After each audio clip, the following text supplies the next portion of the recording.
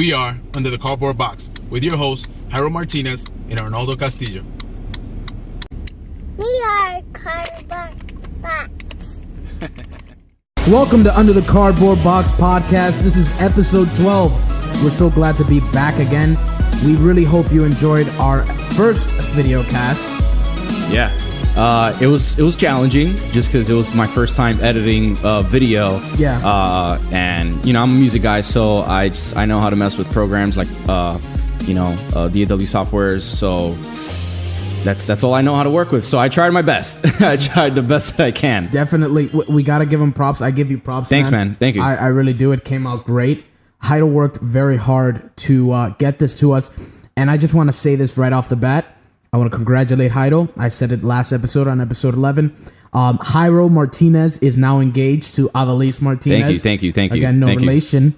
Again, no relation. It was a beautiful proposal. I had the privilege of sticking by him and just making sure that everything went tip-top. Yeah, man. Thank you for helping me out. That was cool. It was really good. It was really my pleasure. Yeah. And we had to pay Adelise enough money to say yes. So I know, man. I was just like, wow, you guys pulled it off. Yeah, we did. We pulled the hood over your head, I guess. If you're wondering what that was in the beginning, it's something new we want to try out. Right. We want you guys, the fans, to be part of our podcast. So we asked one of our listeners, a good friend of ours, to send in his intro of our show, and we want you guys to be part of that as well. You guys can start sending in videos. Yeah.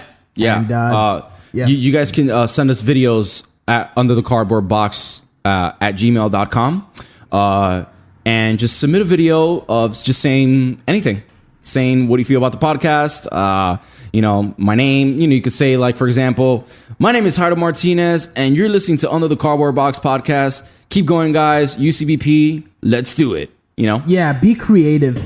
Whatever way you can. Yeah, introduce us, introduce the show, and if you're lucky, we'll pick you and we'll put you in the front. Yeah.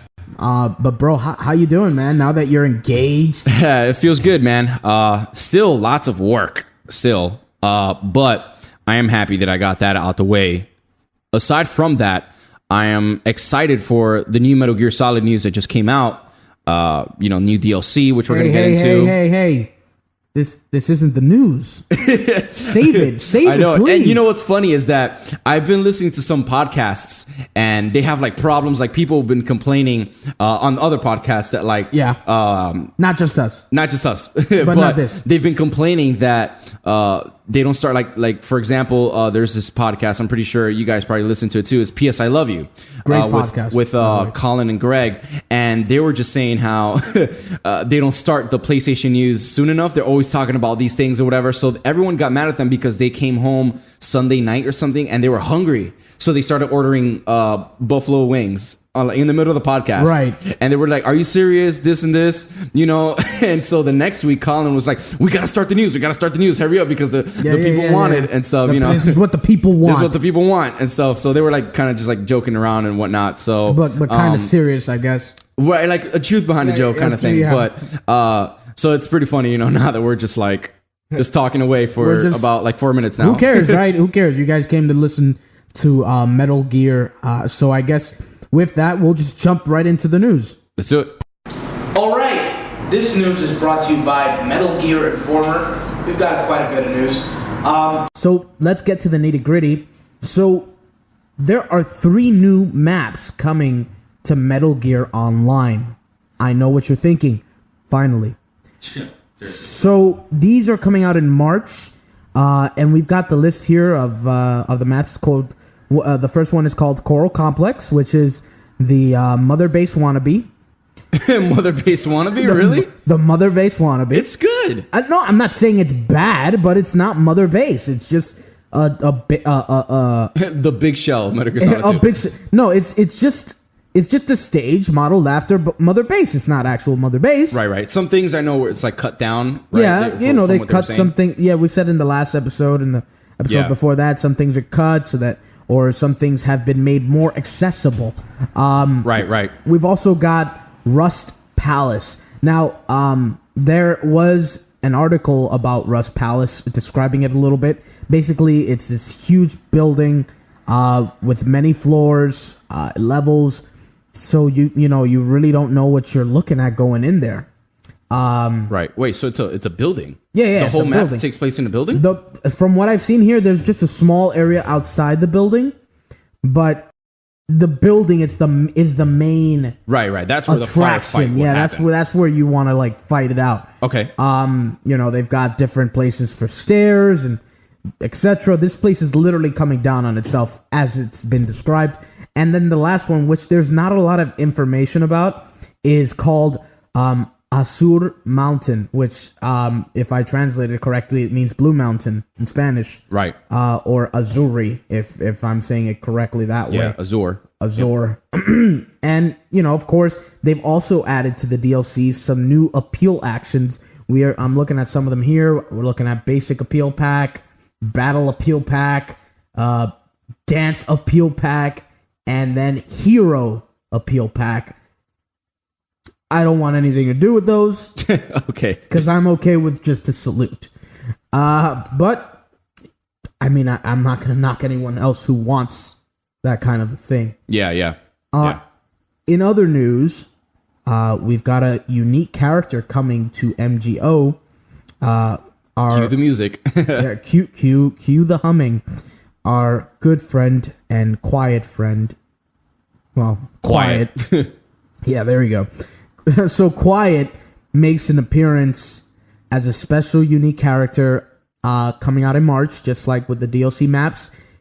Not much is said about her abilities, but I think we can only speculate what they'll actually be. Yeah. So like you were saying before, off the video, we were talking, and like maybe some of the abilities, like you were saying, is her running and then she's invisible. She turns invisible. That could be like one of them, or quick something. traveling through the ground that way. Right. Exactly.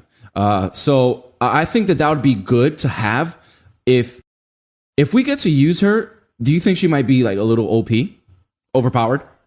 Well, I mean, all the special characters as of now are OP, but right. not undefeatable. So I guess she will have a certain quality that will make her unique from the others. But at the same time, it's not like she's invincible. Right. You're absolutely right about that. So I want to see how they utilize her. It'd be crazy if they made her like slow things down.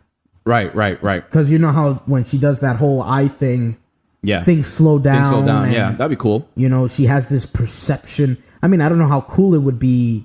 Maybe it would be only in first person view mode when she's in first person view. Maybe she can do that. That'd but be cool. In order for you to slow the person down from her perspective in first person, they also have to be slow in their perspective.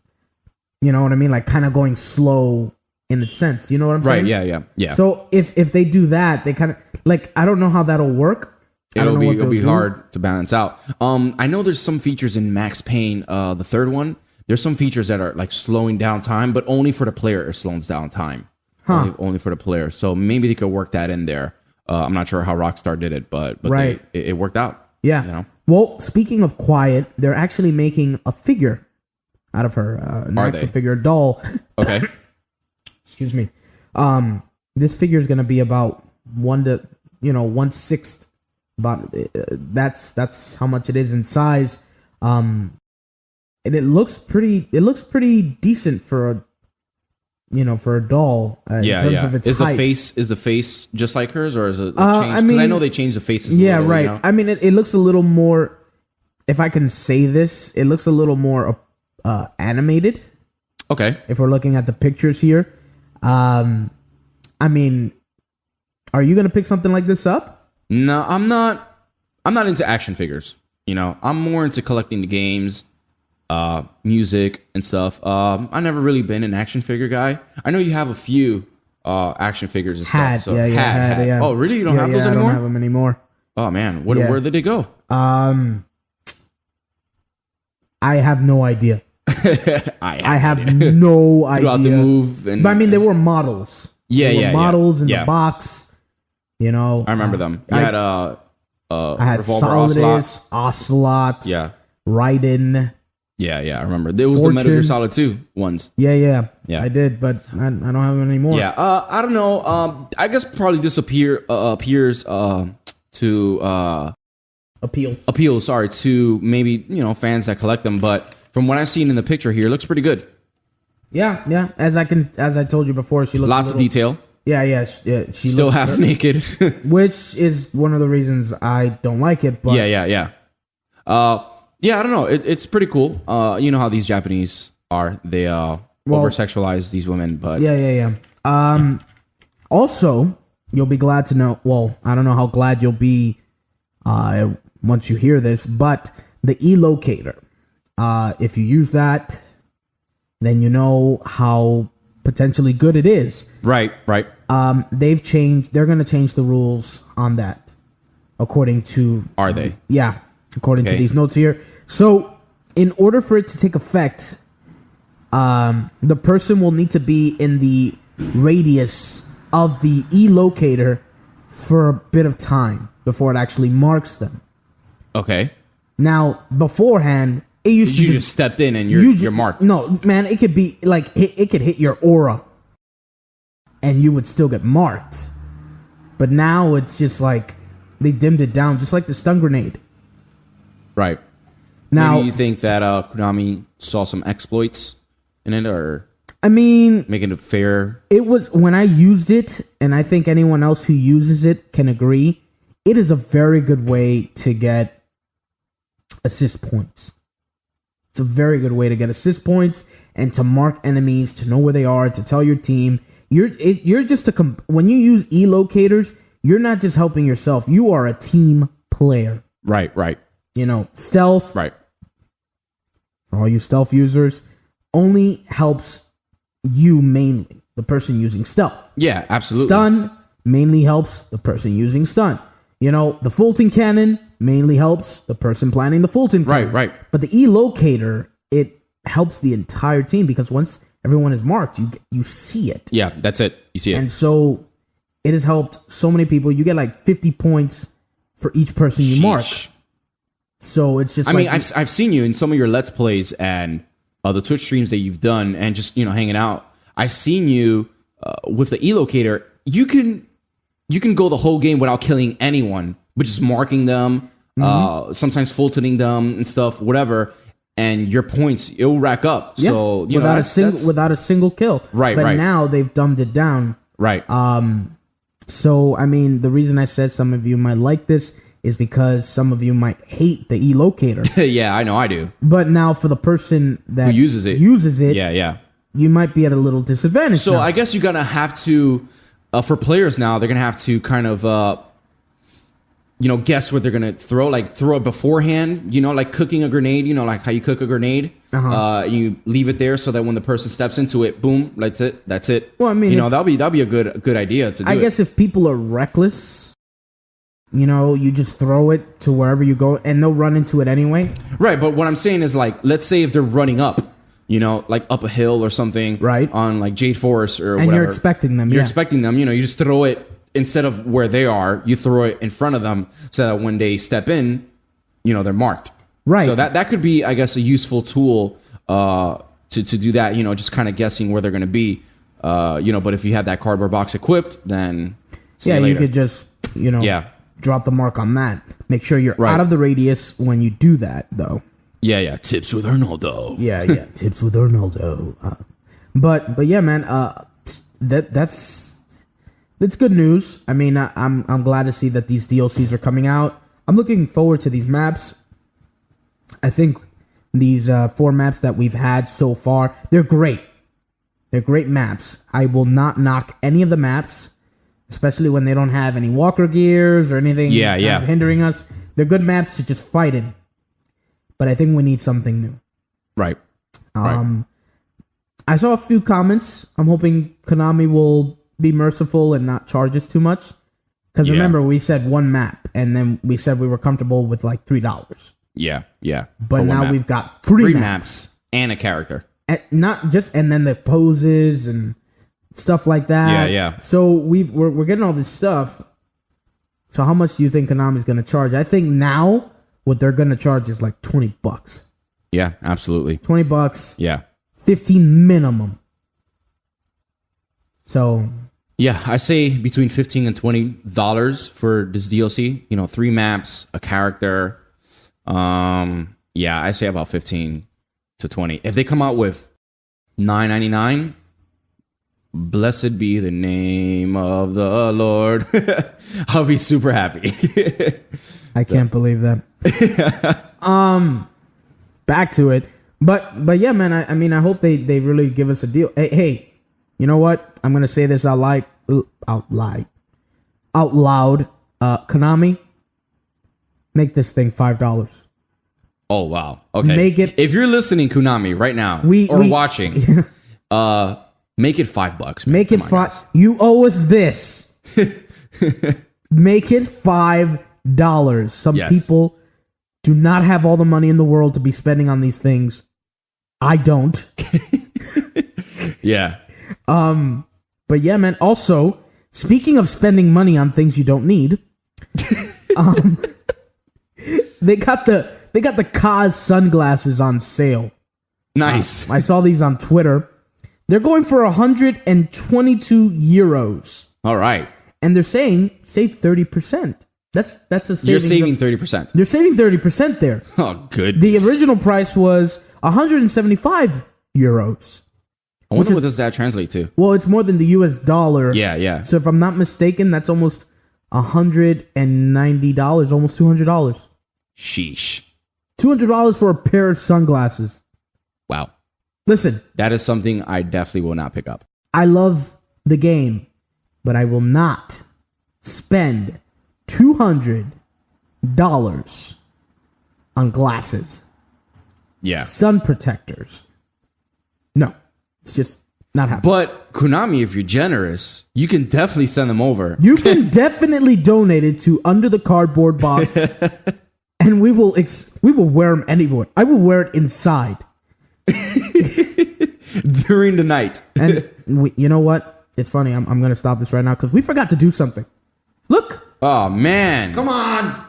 We forgot. People wouldn't notice. But now people notice. You want to start again? No. No. All right. No, here we go. 2. All right. There it is. Segment 2. So we have the for the people listening because they have no idea. We have the Metal Gear prosthetic arm that comes in the special edition. In the middle of our desk. Yeah. And what we do is, since we have these segments and these times, for every segment we put up a finger, which No, we put up a finger. finger. So by the end of it, we have all 5 up. And, we kind of wanted it to be a surprise, but what the heck? Yeah. But, and also, the mic here. Yes, it's just a bad day. So I forgot my mic stand. to bring the mic stand. That was my bad. He made me go back to my car and look for it. Yeah, and it wasn't there. And it was not there.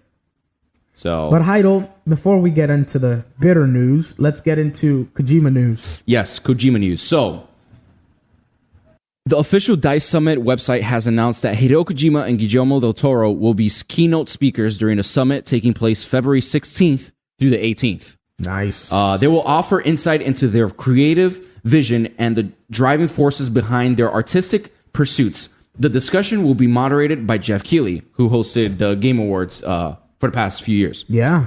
So here they go into like a little bit of it. So it's going to be Thursday afternoon. The address at the 2016 DICE Summit is posted on the website. You could also put it on Twitter, #DICE2016 to talk about it. Also, it says here, quote, in a session titled A Conversation with Hideo Kojima and Guillermo del Toro, these master storytellers will offer insight into their creative vision and driving forces behind their artistic pursuits. Moderated by longtime video game host producer Jeff Keighley, this conversation will revisit some of their fondest moments from their very own individual careers, as well as some pivotal moments from each other's work that remain a constant source of inspiration. This is pretty cool, man. End quote. So they have a lot of these things going around. Like DICE is probably one of my favorite ones, just because it's calm. It's like it's It's not like a crazy convention or anything like that. But they do have certain keynote speakers where they go in like these people and they just talk about, video games or like stuff that's happening in the industry, the media industry specifically. I am so interested in this because they did say that they will talk about future projects coming up together that they're working on. So if if for those of you that didn't know that are watching or listening, Guillermo del Toro and Hideo Kojima last year, they were going to work on Silent Hills. So PT, they were going to work on the next Silent Hills iteration, and it got canned by Konami. No one knows why. Just got destroyed. It was taken. It was a demo, interactive demo that an interactive trailer that was exclusive to PS4. It came out last year in Germany's Gamescom, and it just got canned. It wasn't there anymore. So this could be something that they're working on together. They can talk. I think this is probably the first time they've had face-to-face conversations, probably since. So maybe something could come out of this. What do you think? Man, it really sucked when we found out that PT was no longer, going to be a thing. Yeah. Because we know that Silent Hill is owned by Konami. Right. It's unfortunate. Yeah. But you remember that article you read last week about Kojima saying he's gonna continue making that cutting edge game. Yeah. Which we believe is a typo. Right. That he's been making for 30 years. I believe they can still make something similar. Yeah, they can. They definitely can. And I hope it's not out of spite, but I hope that it's just because Kojima and Del Toro want to really make this project, even if they can't use the material they had at first. Right. So I really hope that Kojima is able to pull this off without any repercussions. Yeah. All right. Well, that's all we got for the news, I guess. Yeah. Not much. Not a lot of news coming out. I'm glad though for the DLC. That's a good thing. That is a good thing. So there's still stuff happening with Metal Gear, and we will have obviously more as time goes on. Guys, rate, comment, and subscribe to us. Yeah. Email us with things you're excited about. Let us know how these DLCs have made you feel, or Quiet Coming. Let us know what you want from Konami, and just to dialogue with us, because we want to hear from you. So please, are you excited about these maps? Are you excited about the Quiet model? Are you excited about the $200 US Cos glasses? Are you getting any of these? Are you excited about Del Toro working with Konami? Let us know. We want to hear from you, and we want to hear your ideas. But I guess... Yeah, next one. Tips with Arnaldo. Okay, so if you're looking for the most balanced player in MGO, you might want to go with the Scout. Now, the Scout is very important when it comes to both tagging people and actually protecting other teammates. Other than, some specialties with, like, the Enforcer having more health and tougher endurance, and the Infiltrator having more stealth qualities, the Scout has a few of both of their attributes. For instance, the Scout has the Fulton cannon while having some of the Enforcer's endurance, so it's the best way to go. Also, if you feel like you're not getting any hits on people fast enough, or you feel like it's too slow, change the aiming speed in your settings. This way, you can aim faster and even get faster kills.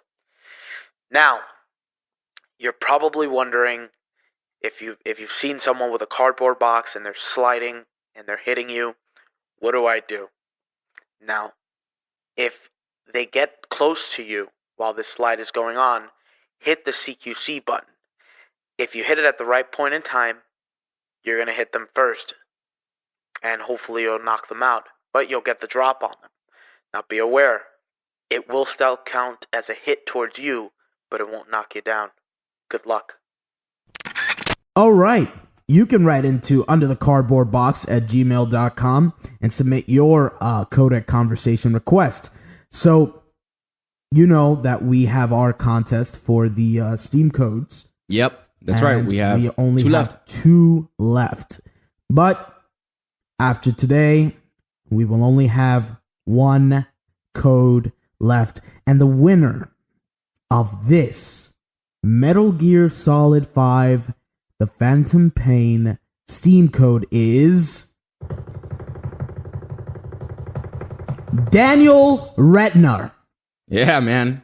Congratulations. You wrote into under the cardboard box at gmail.com and you were selected. This is what he wrote, and I quote, "Hi guys, so happy that there's an MGS podcast finally. What is your favorite non-canon MGS?" End quote. Good question. That is a good question. And with that question, that means there's only 1 code left. So guys, next week is the final time you can get your Steam code giveaway. Send in those questions. If you haven't already, like our Facebook, join our Facebook page. Yeah. And just go for it, guys. It is the last code. Hopefully it won't be our last contest. Right. But we never know. We never know. So please enter. If you have already, put in that question again. Put in another question. Come on, guys. And another one. And another one. Hustle. Do it. But yeah, non-canon Metal Gear Solid. Yeah. By the way, guys, before I go on, please comment, rate, subscribe. Yep. You know what I mean? Your opinion matters. Your rating matters to us. And we just want to let you know that we can't go anywhere without you. So, Heido, why don't you want to kick this off? Okay, favorite non-canon Metal Gear.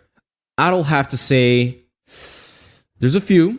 Okay, Ghost Babel comes to mind. Okay. It's pretty much kind of a spiritual successor to Metal Gear Solid 1. Right. You know, there's good parts and bad parts of that game, of course. I see it as a continuation of 1 or just an extension of 1. That's how I see it. Okay. It's a great game, I think, for the Game Boy. Right. I think that at that time for the Game Boy, there was just not that many action games that came out like that. Yeah, not stealth-wise, right. at least. I mean, the listeners can correct us if we're wrong. Right. But I did enjoy the fact that it was pretty much just like these 2 games here. If you're listening, it's Metal Gear and Metal Gear Snake's Revenge. If you're watching. If you're listening, because I'm pointing it out for them, so they won't know. Okay, fine, Yeah. fine. Listen to a lot of podcasts. Fine. So, you know, they have certain aspects that they use in Metal Gear that they use in Ghost Babel. It came out after, so yeah. It was something that Hideo Kojima. I don't think Hideo Kojima even made this one. I think it was set in Konami, but I don't think Kojima had. I mean, a part it was in it. backed. No, it was Right. backed by Kojima. Kojima Yeah. the project. So definitely influences in Metal Gear Snake's Revenge, Metal Gear 2, Solid Snake, and Metal Gear 1, where it's the same top-down view. You're coming in, infiltrating, of course, but it has the Metal Gear Solid 1 spin to it, you know? In terms of story, yeah. In terms of story, right, and in terms of gameplay, it plays just like the NES versions. So I'd like to see something like that, of course. Just probably maybe making it different. You know, more kind of like a Diablo kind of top-down view and stuff. Although that'd be kind of like a different genre. But I did enjoy those games just because it had a lot to say within the codec. So like the codec conversations, no pun intended, were actually really good for these, just because they had a story to kind of, you know, make up for their own. You know, it's a non-canon Metal Gear, so it's like they'll go off the rails with anything. Right. You know? What about you? Well, I mean, before I get to my favorite, I just want to talk about these other ones, these other stories. Metal Gear Acid 1 and 2. Yeah. I want to talk about them. I want to, you know, address them because they are non-canon stories. They don't fit anywhere within the Metal Gear universe. No. It's just the characters. Yeah. Which really is just Snake. Correct me if I'm wrong. Is Acid set after 1? No, it's just there's nothing. No timeline. Yeah, there's no. You're basically in an alternate timeline in which, I mean, the cards you use, a lot of them are from Part 1 and the NES versions and the Game Boy versions. You know, they all. So it's after 1, before 2, technically.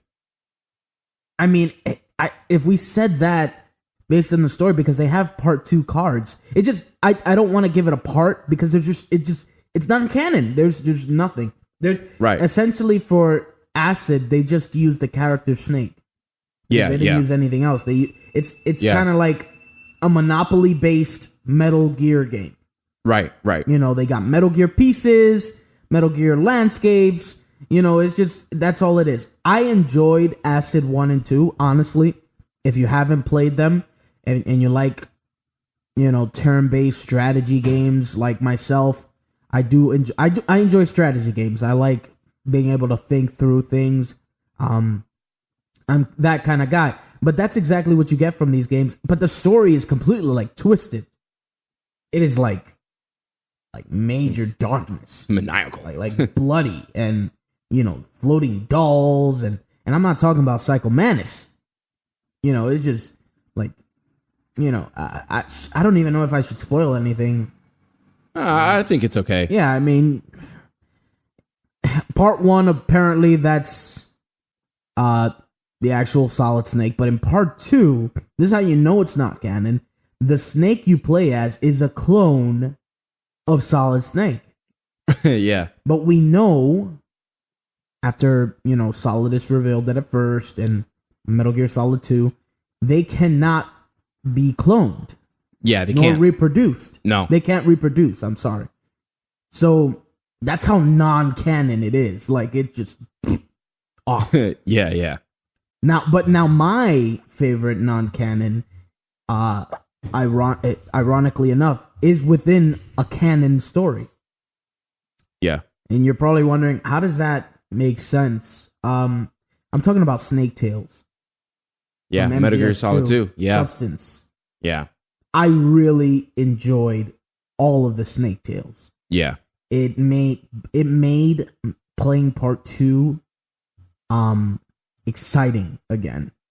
And although they didn't go major into the production values in terms of videos, yeah, it was kind of told. It was told by a story that you read. Yeah. Which is really cool and just jumps you right into the gameplay after you're done reading. Right. It's just straight dialogue, and it I don't know. It somehow it gives you a deeper sense of Snake's thoughts and, you know, the way he speaks, and it's just like he's human.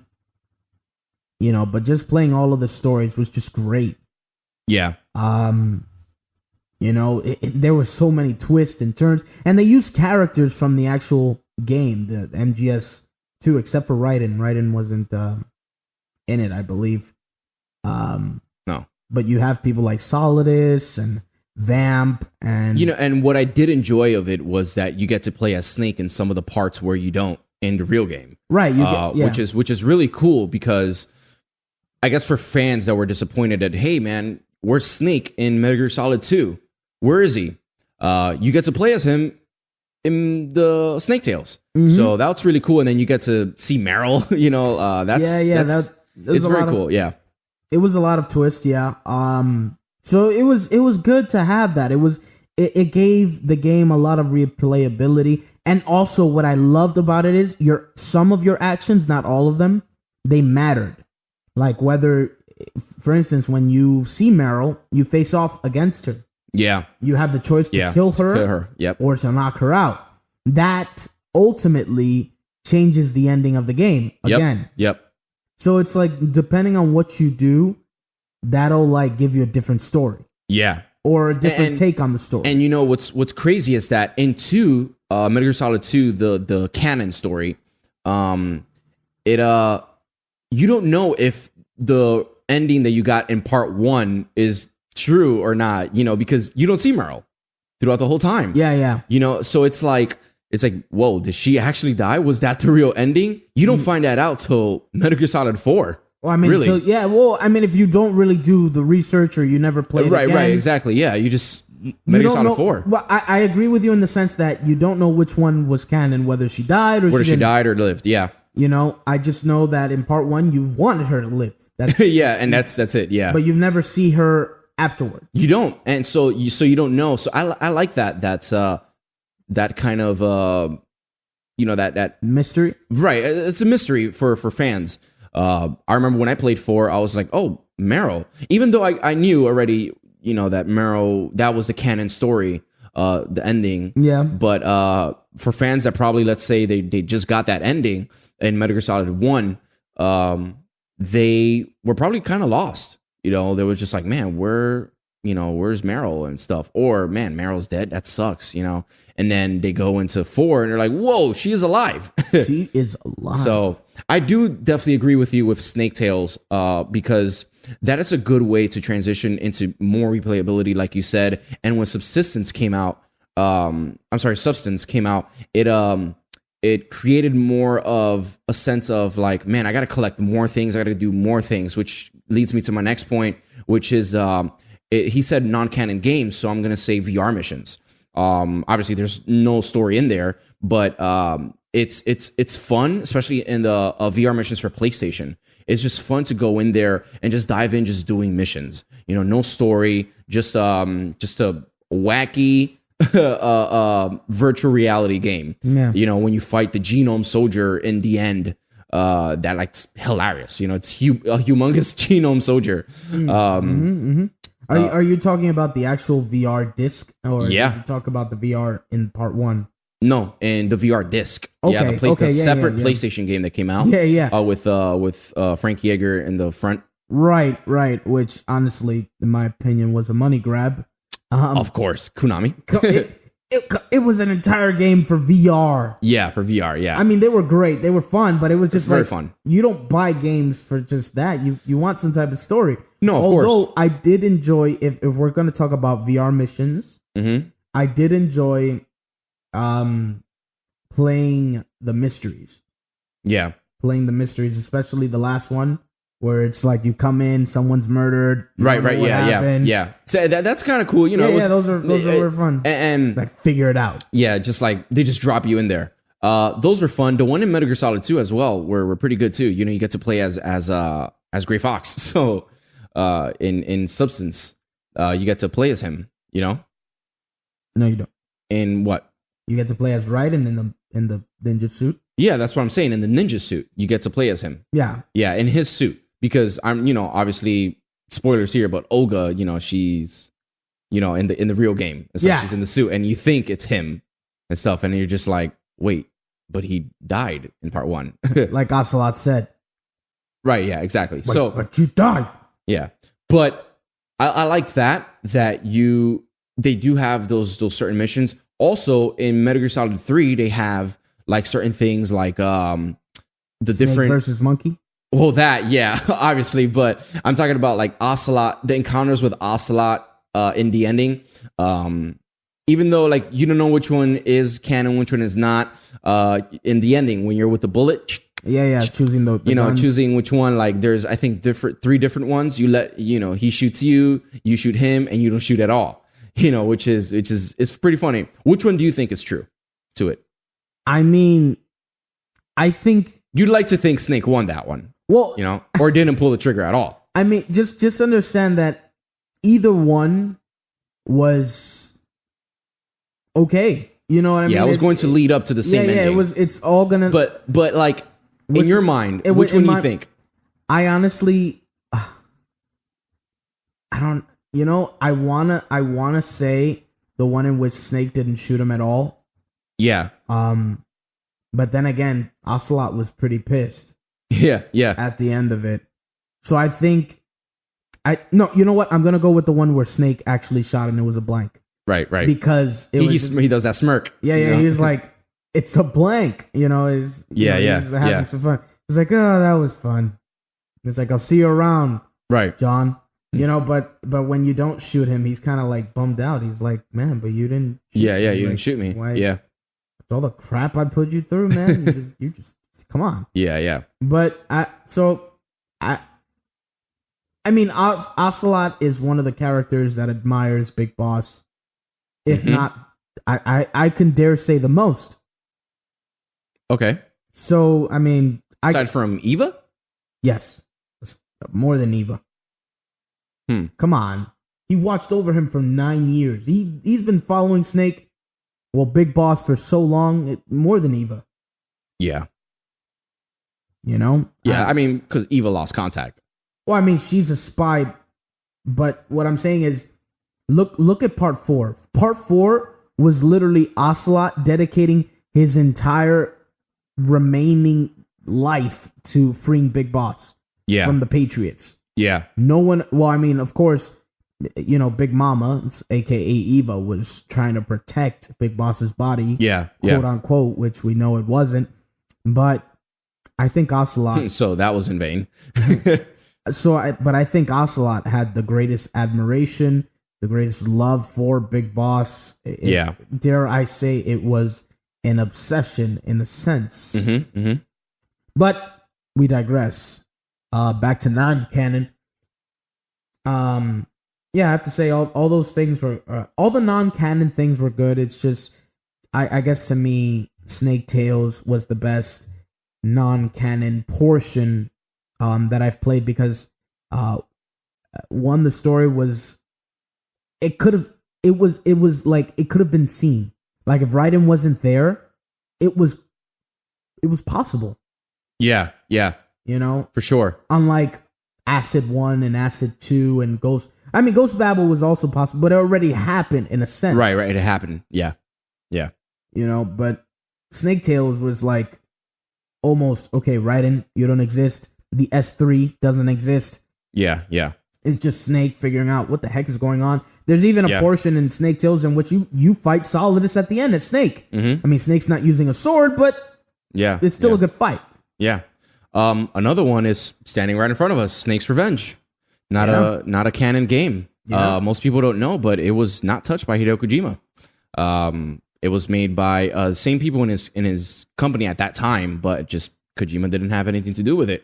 Like I said before in previous podcasts, Konami made so many games back then, so they had to rebrand themselves into Ultra, and they were released. Nintendo will give you kind of like a cap, like you got to stop making games. So the company has to stop making games. So they made Ultra, and after the iteration of Metal Gear, the first one that came out, they came out with Metal Gear 2 Solid Snake, and then Snake's Revenge as a non-canon game. Just because, honestly, I don't even know why it came out. But I mean, if you look at the cover, I think you can see it in the video. And you look at MG1 and they don't even look like the same person. Yeah, they don't. Don't. I mean, he's standing, the part 1, he's standing like Kyle Reese from Terminator. Which Hideo Kojima said. Right, but in part 2, he looks like Kyle Reese. Yeah. So it's just like. But interesting enough, the Snake's Revenge Snake that they have there looks more like the snakes that followed, more than the one in Metal Gear. Oh, why do you say that? Just look how he's standing. Like, for example, like think of Kyle Reese here, right?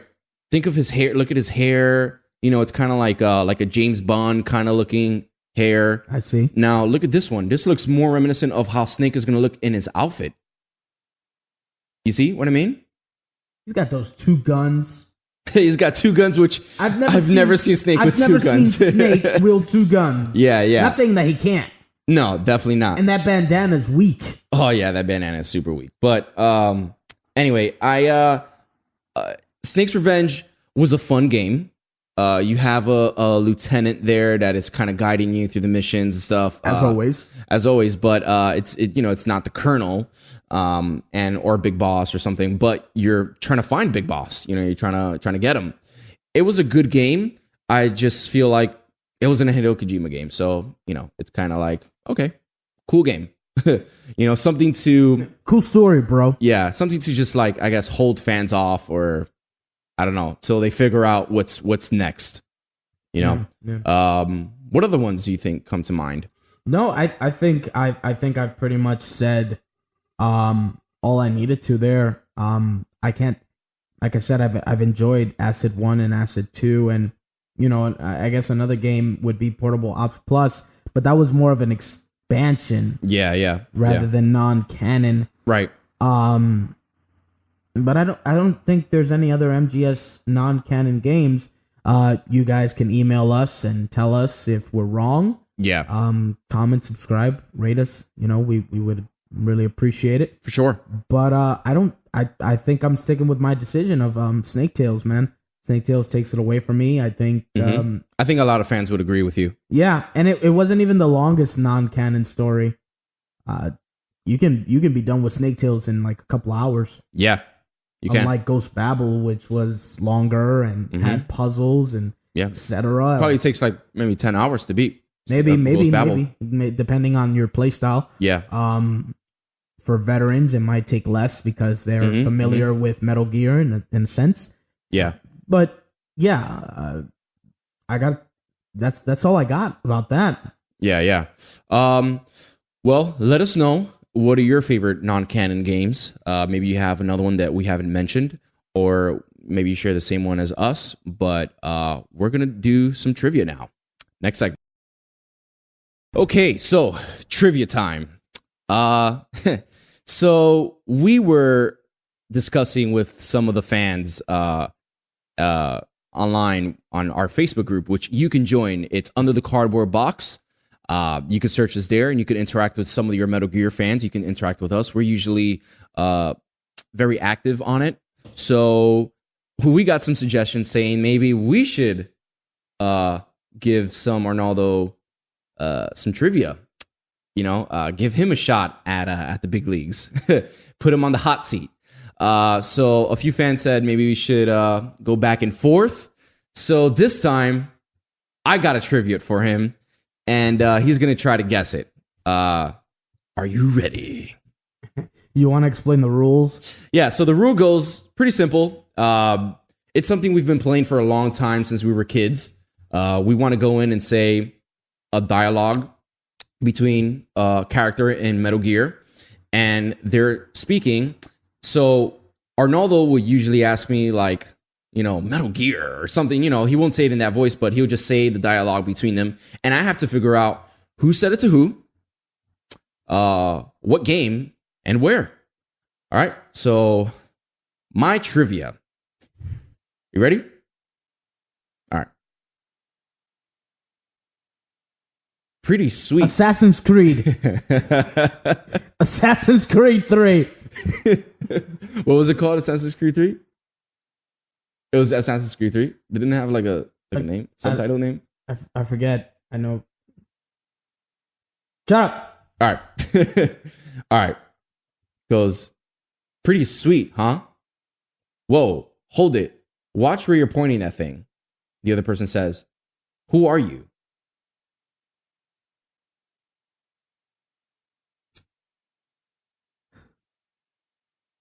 That is Drebin saying it to Snake when they first met, and he pointed it at the monkey.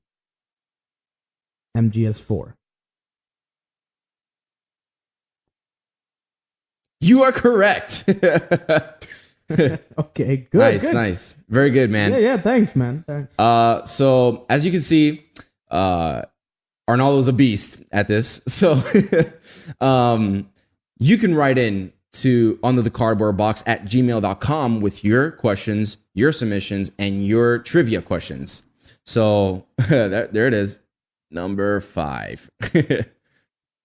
So you can write in to us and you can interact with us on Facebook. We're pretty active there. Yeah, we'll get to you eventually. And we'll even call you by name. So yeah. So we've had a lot of fun on the Facebook group lately. Just you were on a trivia off with one of our listeners. I think it was Christopher. Yeah. So that was really cool. Yeah. Also, our Twitch stream, it happens every Thursday. Every Thursday, guys, 9 p.m. Eastern Standard Time. We had some technical difficulties last time. Internet was down. We apologize sincerely, but we are trying our best to be there. I want you guys to come on, interact with me. Let me know if you're a listener of the show. I want to know from you. I want to know about you. Heido's at the computer typing. Although he wasn't there for a while. I wasn't there. Yeah, I was at a Breaking Benjamin concert. Yes, an acoustic Breaking Benjamin concert. Yeah. But yes, guys, we want to do this. We really want to know your thoughts. We want you to write in. Please rate, comment, and subscribe. Please send us an email. And just let us know what it is, what kind of content you want to see. You can subscribe to Under the Cardboard Box. Just search for Under the Cardboard Box on any podcast service you have. We come out on audio file every Tuesday. So you can listen to us every Tuesday. And our video comes out every Friday on YouTube. So if you guys don't like to, listen or whatever, you can definitely check us out. YouTube every Fridays we come out. So this week we will also be on SoundCloud. So check us out there. You could just search for us Under the Cardboard Box. Same thing. And also our Twitch stream, like he mentioned before, it'll be every Thursday. So aside from that, we would definitely love for you guys to email us. And remember, there's one more code left. Yeah. One more code left for our Steam giveaway. More code. Yeah. And we would like for a certain person to win. Whoever it is, could be you. Just like us, join our Facebook group, and also email us your question, comments, whatever it is. Just let us know that you're doing it for the giveaway. And for Daniel Retner, email me back so I know that you're alive, I know you're well, and I can send you your code, man. All right? So with that being said, guys, again, we are UCBP. We are here to stay. We hope to continue bringing you more content. We will see you next time, and we are signing out.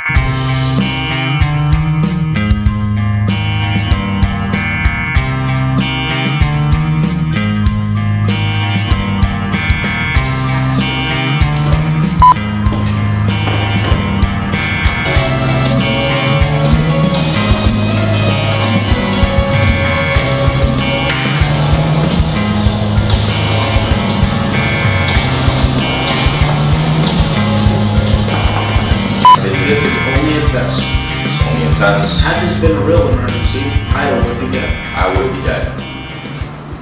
And that's our show.